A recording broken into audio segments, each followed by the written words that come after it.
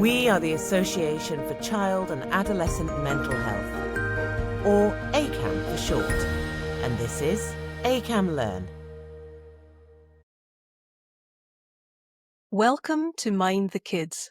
I'm Dr. Jane Gilmour, Honorary Consultant Clinical Psychologist and Child Development Programme Director at UCL. I'm Umar Toseeb, Professor of Psychology with a focus on child and adolescent mental health and special educational needs. In each episode of Mind the Kids, we select a topic from the mental health literature and in conversation with invited authors, sift through the data, dilemmas and debates to leave you with our takeaways for academics and practitioners. So today we'll be talking about the nature of influence between psychopathology, peer relationships and friendships. This episode is called Mental Health, Best Mates and Classmates. Let's get into it, Jane. So, friendships, it's really interesting because, everyone likes friends, everyone has friends, and the nature of people's friendship changes through time. I know when I was younger in primary school, I moved schools a lot, so I didn't really have friends that I kept in touch with, and it was pre-social media, so you couldn't just add someone on Instagram or whatever.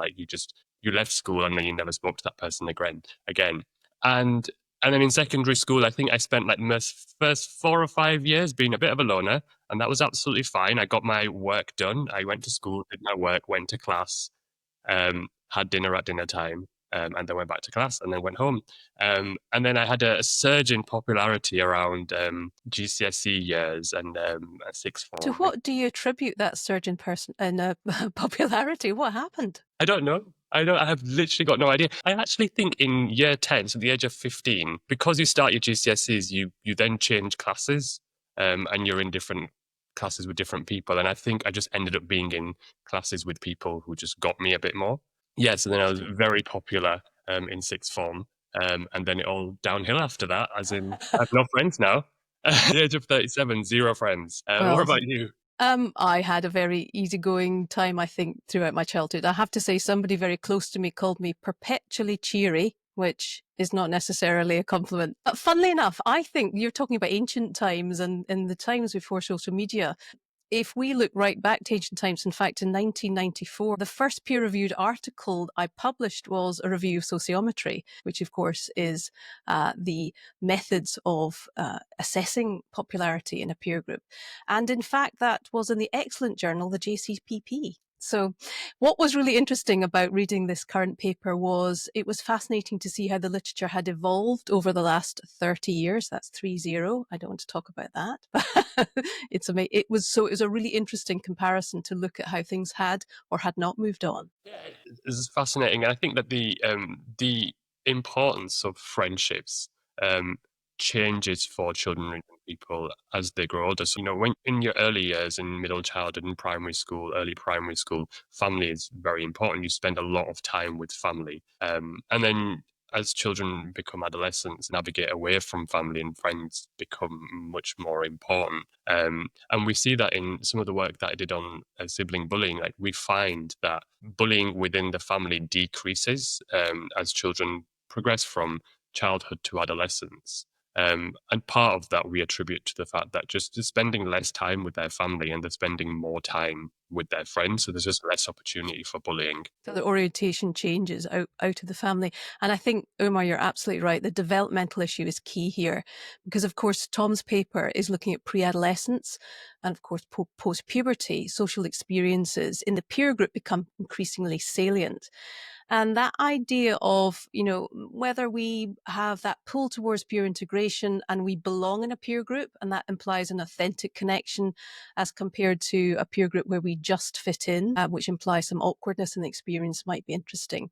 So I think that idea of using peers as a social space to test out what's socially acceptable is interesting. So Tom's paper is with preteens and explores this idea, and we'll hear more about his findings in a moment. But I wonder if the picture and these findings would be different with an older group. And that's a question that I'll be asking Tom in a moment. So I'm looking forward to hearing about that. Yeah, fascinating. I think from Tom's work, who we're going to speak to in a second, and also the wider literature, we know that having friendships, good quality friendships during adolescence is associated with better mental health. So, the kids who have good friends, good quality friends, have better mental health. And also being popular as a child and adolescent is also associated with better mental health.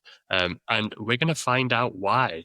So let's do that. I'll introduce our guests. So we're joined by Dr. Tom Wu from the Department of Clinical Health and Educational Psychology from University College London. Tom is the lead author of the paper examining longitudinal associations between interpersonal outcomes and general psychopathology factors across pre-adolescence using random intercept cross-lag panel model, which was published in the JCPP.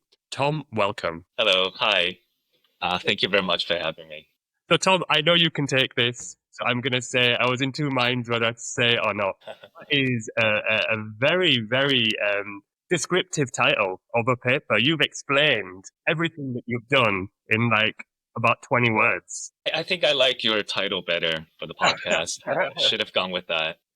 So what was your motivation for writing this paper? Why this paper? So I think I didn't start out doing research in adolescent mental health and peer relationships. For me, it had always been temperament when I started sort of my master's research in Taiwan, and when I carried that over to my PhD studies at King's. But adolescent mental health has always been like a major theme in my investigation. But it wasn't until that I started working on my current project that I started looking at interpersonal relationships a bit more. So that's when, it made sense to combine the two, because peer relationships has been heavily implicated as a sort of transdiagnostic risk factor for mental health problems. And when you say peer relationships, we're talking about the positives and the negatives. So today we're going to be talking about the positive aspects of peer relationships, but they can also be negative. Like we talked about bullying as well. Yeah, of course, yes. So what does, in your paper, you talk about friendships and you talk about popularity. Let's just define those. What does quality friendships or good quality friendships look like in childhood? Yeah, and I think it can be quite personal. Like people see quality friendships in different ways. It's probably different for us. But in research, for example, the friendship quality questionnaire that I use, it measures a few facets of it. For example, there's the companionship and recreation. So you spend time with your mates doing things that you both enjoy. There's conflict resolution. Hopefully, doesn't happen often, but when conflicts arise, you're able to resolve it peacefully. And then help and guidance. You sort of provide a certain level of support and assistance to each other. And your friends should make you feel safe and secure. And there should be some level of sort of emotional connection and intimacy between you and your friends. And finally, there's the validation and caring. So you should feel validated by your friends and cared for. And that's a really well-defined series of experiences, if you like, with these one-to-one friendships. But your paper also looked at peer status, so your sort of profile within a group, as well as these dyads, these one-to-one reciprocal relationships. Can you explore a little bit and explain how these are different and how perhaps touch on how these relate to your findings? Yeah, so friendship quality tends to be more intimate, I would say, especially in this study, because we look at, best friendship quality. So that one would be more intimate, whereas popularity in this study is perceived popularity. So whether or not, in this case, it's the teacher rating, but in general, it could be, whether or not your peers see you as being popular in your group, for example. And so some people would argue that popularity kind of sets the stage for friendship quality, because, with a wider social network, with more connections, you have more opportunities to establish friendships. You said perceived popularity. I feel like, is that not, I would perceived popularity is the important measure there. Like, it doesn't matter if you think you're popular. It matters if other people perceive you as being popular, because it's a social thing. Is that right? Yeah, so it's usually separated into perceived popularity and sociometric popularity. So both are sort of sociometric measures, but perceived popularity is, you ask, for example, your classmates, right? Who you think are popular in this class. Whereas sociometric popularity is more like likability. So you would ask questions like, oh, who do you like in your class? And the student who gets nominated the most is the most sociometrically popular. And that's interesting because raising these different methods of sociometry, I think, is something that, of course, having done this sort of study many, many years ago, really made me think about the experience of asking peers and asking teachers how other kids get along with one another. Now, in my experience, although the data is so valuable, the issue of popularity is such a sensitive topic, and getting consent from teachers or parents for kids to be involved in sociometry sometimes has challenges. Have you got any workarounds? Because clearly you were developing this data from the study of early childcare and youth development data. Did you get any sense that there was controversy about gathering that sort of data, or indeed any workarounds that might allow us to gather that data? Not too much from working with this data, although I do suspect that because perceived popularity in the study was teacher rated, perhaps that was their workaround, not having to chase down school children, asking them about popular kids. So maybe that's their workaround. The current project I'm working on, the Reset project, which is co-led by Professor Pascual Fear and Professor S.E. Bidding. So we also collect social network data, and we ask questions like, who are your best friends? Who you like in your year group? Who are the popular students in your year group? So we do encounter some of these difficulties. Mostly, I would say it's not just teachers and parents, it's also the students as well. A lot of them will just be like, why am I doing this? Or, this is so long, I don't want to do it. Yeah. Let's get to the findings. So, you investigated the relationships between friendship and popularity with mental health. So why might the two things be related? So why might being popular be related to having good mental health? And why might having lots of good quality friendships be related to good mental health? Yeah, I think it's you kind of answered it partly in the beginning, because you mentioned something about, children, adolescents, they spend increasingly more time with their friends and less time with their family.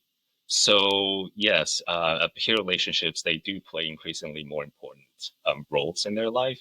And naturally, it becomes one of their major determinants of mental health. For example, perceived popularity in adolescence is quite important to them. They would value it sometimes even more than, say, academic success, which we think should be quite important at that stage. Yeah, and you definitely cite this paper in your paper. So there was a paper by Anne-Laura Van Hamelen about early adversity and the impacts on later mental health and the importance of friendships. One of the ways in which I learn about these topics sometimes is when you're asked to do a lecture because somebody's off, or someone's off sick, or you're covering a module or something. You use their slides, and you're like, "Oh, okay, so what's this?" And one of the ways in which I learned that friendships might be helpful for offsetting the impacts of early adversity is because you have a source of social support. So when you're going through a tough time as a child, some of the people that you can turn to are your friends. Yeah, exactly. So yeah, hopefully you have high quality friendships that, you have a supportive network that kind of offsets these early adversities. That's one mechanism through which the two are linked.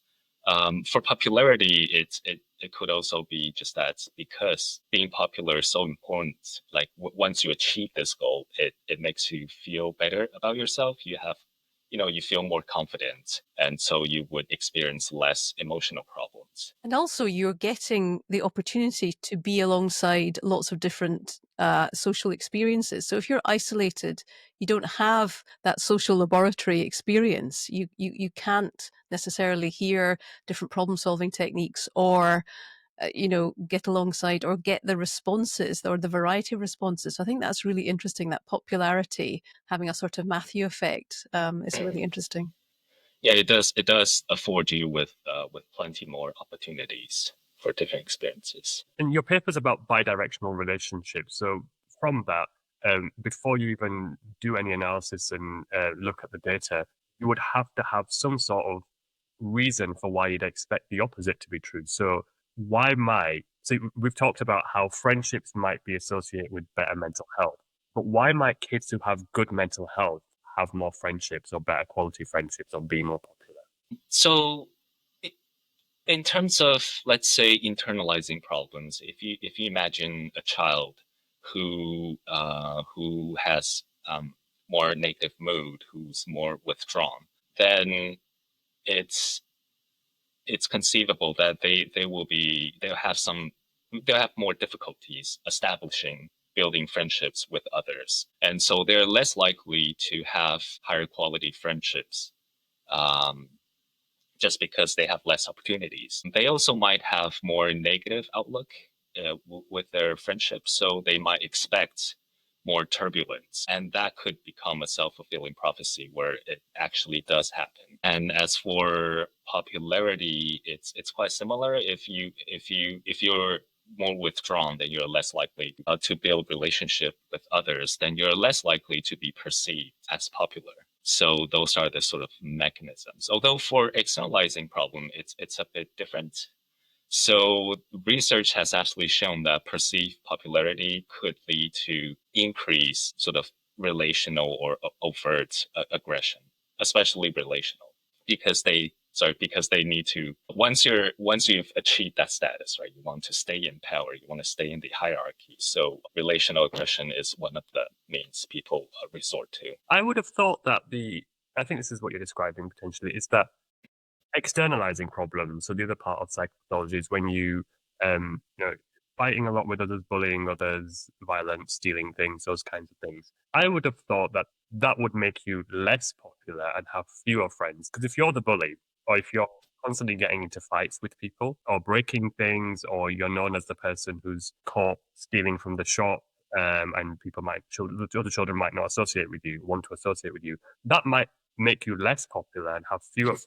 I think, yeah, you're definitely right. But I think it kind of depends on the context. For example, a few things to consider: the amount of these rule-breaking behaviors you exhibit. If you exhibit like an appropriate amount at a younger age, it actually could be perceived as a desirable trait, because you're kind of rebellious, you're not following the rules, you play by your own rules, and you're seen as dealing with what's called the maturity gap a bit better. But obviously, if you do too much of it, then that's when you might be less popular, of course. And also, there's research that kind of suggests younger children, the association might be negative between externalizing problems and popularity, whereas the association becomes more positive later in adolescence.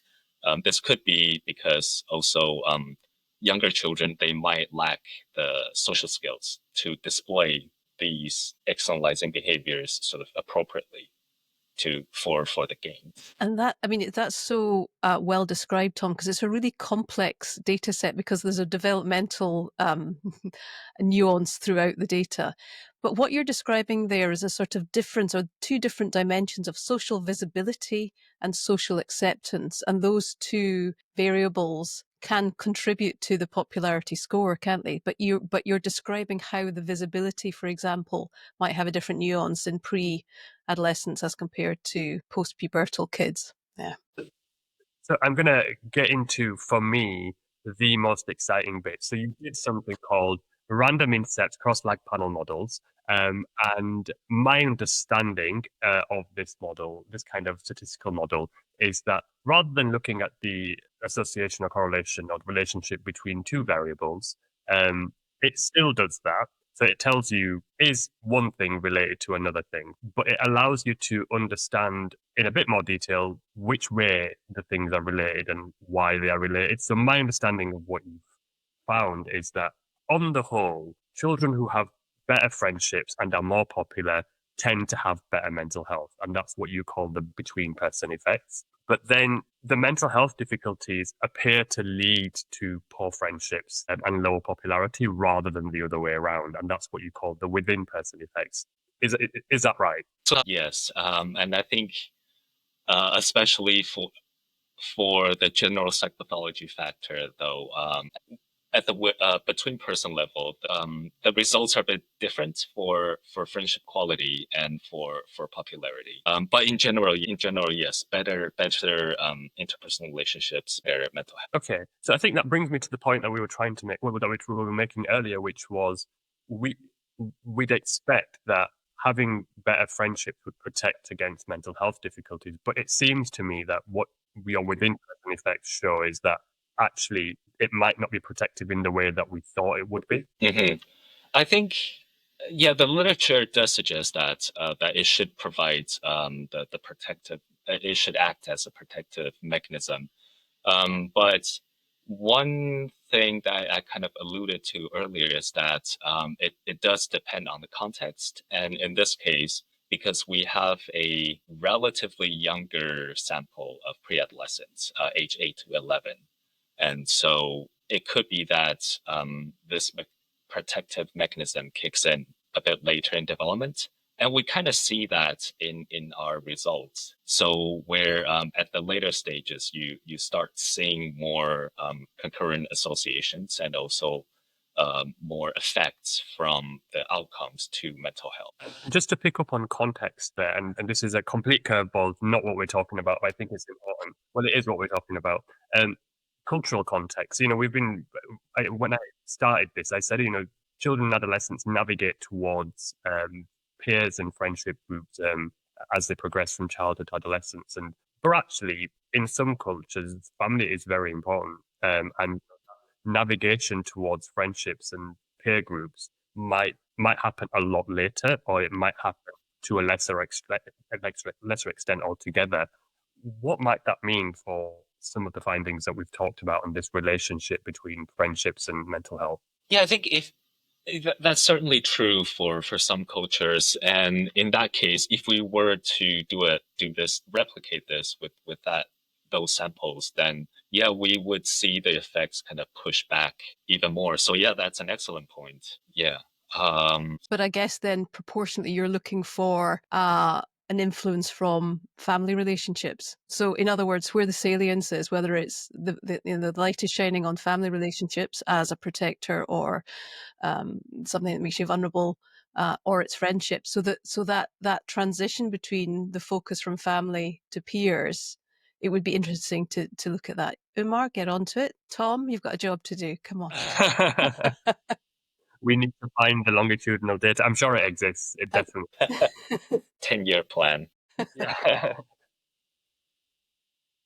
Should we talk about the implications of the findings? So we've talked about what friendships are, what popularity is, what mental health is, and we've talked about the relationship between those two things and the direction of those relationships. So for people listening who might be working with children and young people, but also other researchers who are listening, what are the implications of these findings? So I think one of the implications is that timing is very different. At least from our results, it kind of suggests that, or if you do an intervention, if you want to improve mental health or interpersonal relationships at this stage, it it might be more effective to target mental health problems, which seems to have a bigger effect on interpersonal relationships rather than the reverse. Although it is quite speculative. It's based on this data, this analysis, but that seems to be what it's suggesting. Yeah, and that makes sense. I think that and I think it's interesting to look at it from a different point of view. So we're constantly trying to see how we can improve the lives of children and young people, or just the population in general. And I think before I'd read this paper, I would have said, if you want to improve children and young people's mental health difficulties, intervene in their friendship potentially and improve their friendship. These are the two things that we have in mind. But actually, it seems that from this particular paper, in this developmental stage, in this sample, intervening should be at the level of mental health difficulties. If you try and improve people's mental health difficulties, these kids, then it will improve their mental health difficulties, but it will also likely have a positive impact on their friendship and popularity? Yeah, that seems to be the case. Yes, I'm just a bit worried that I don't want to make like a really big claim just based on Oh, this one research. Yeah, I think that's definitely the direction that it's pointing to. But I do think more work is needed. For example, we could look at how the two outcomes might.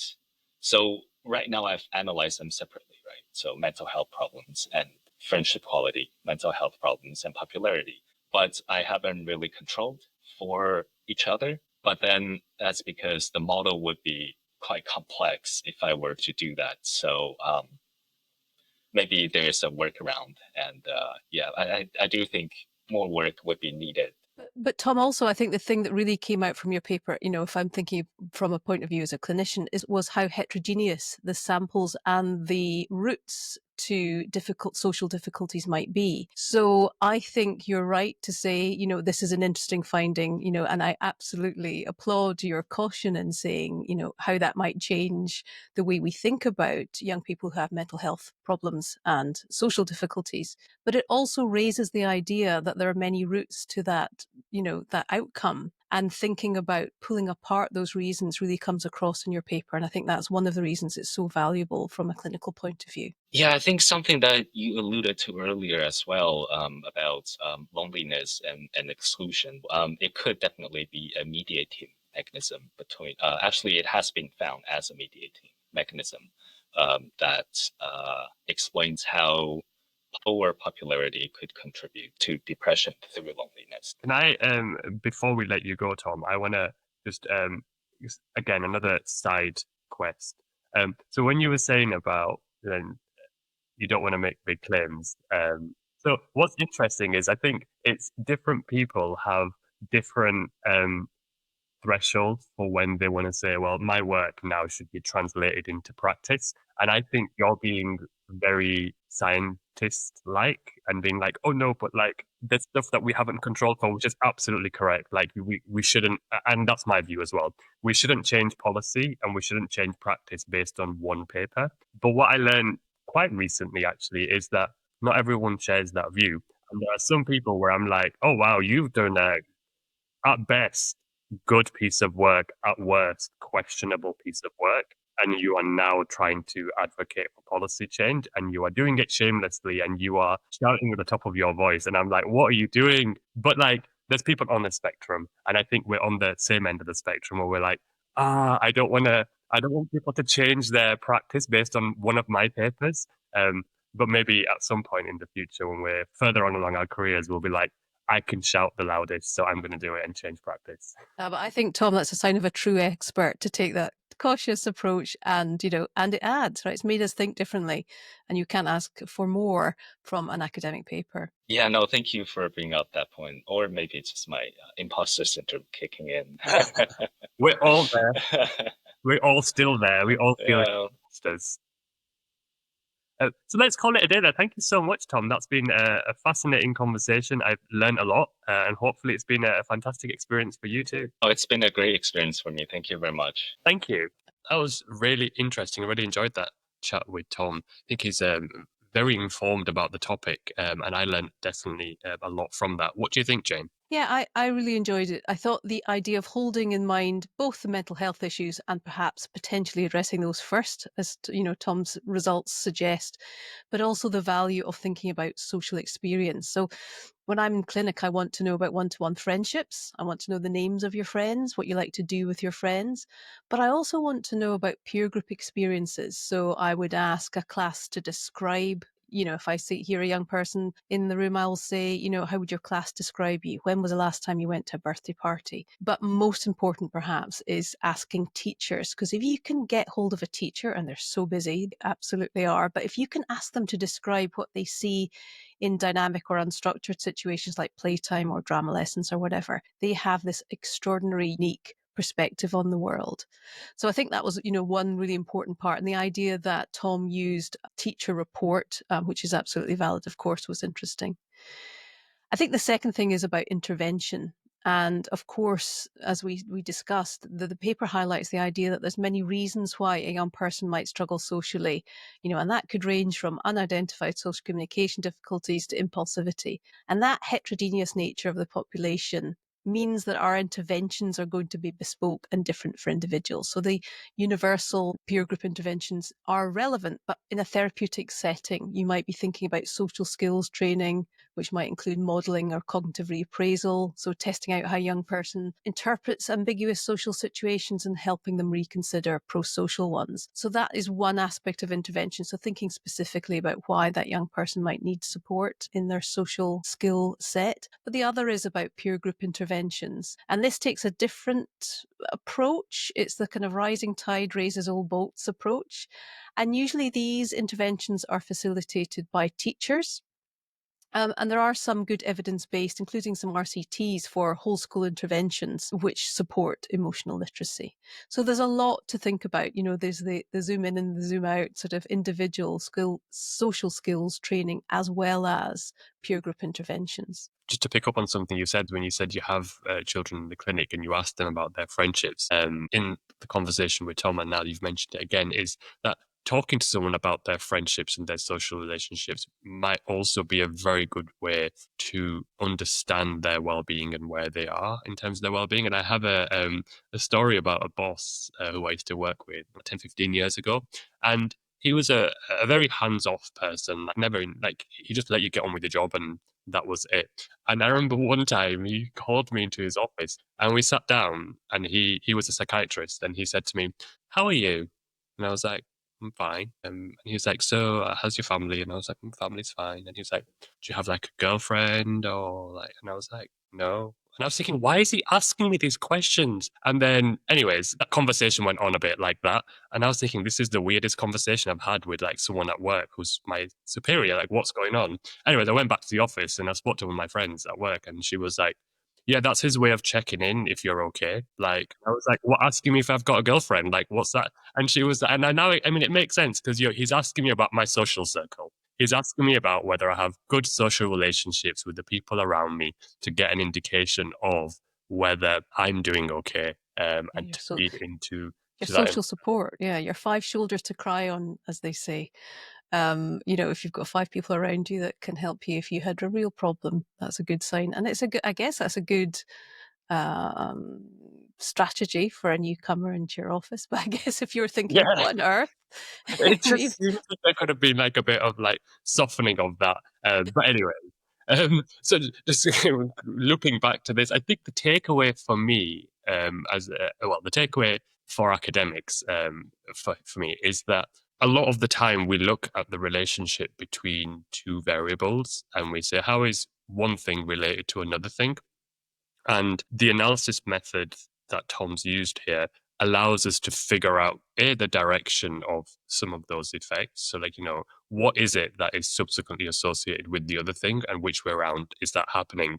But I think the key thing is the ability to distinguish between people who tend to have good friendships, tend to have good levels of mental health, as we're looking at the population as a whole. But then at an individual level, if your friendships change from what would be expected, what would the impact be on your mental health? And I think this is not the first paper that I've seen where they've used this method to disentangle that nuance.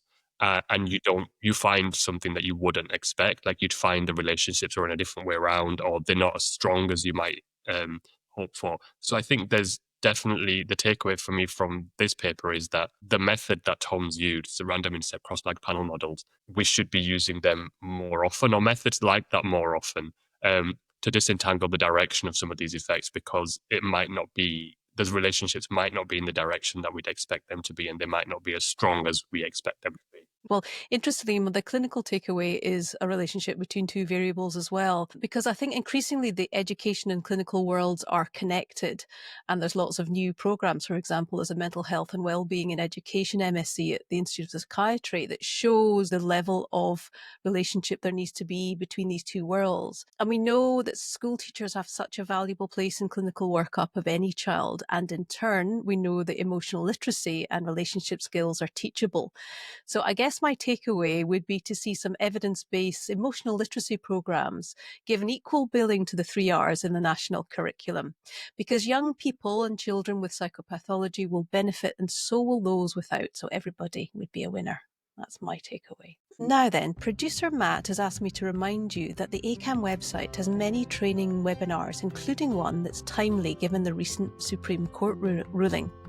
So on July 15th, Sabra Katz-Wise is leading a webinar which will leave you with practical evidence-based strategies for clinicians, educators, or indeed any adult supporting transgender and non-binary young people. And finally, join us again next week for Mind the Kids, when we'll be talking to Dr. Rob Eves, who will be speaking to us about the relationship between infant characteristics and parenting factors and how they relate to children's outcomes. Hopefully we'll see you all next week.